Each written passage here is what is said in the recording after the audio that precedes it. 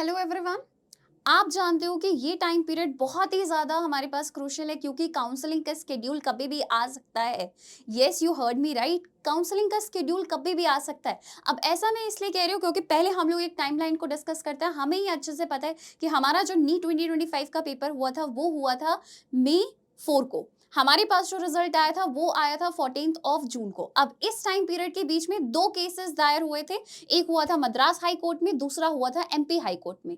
Madras high court की petition हमारे पास वापस ले ली गई थी, बट जो 75 बच्चे थे हमारे पास, उन्होंने पिटीशन डाली थी that due to power cut supply वो अपने पेपर को अच्छे से नहीं कर पाए, तो उनका रीनीट होना चाहिए, जिसके ऊपर एमपी कोर्ट ने रोक लगा दी थी और उन्होंने बोला था कि रीनीट नहीं होगा। इसीलिए क्या हुआ बेटा कि आपका 14 जून को रिजल्ट आया।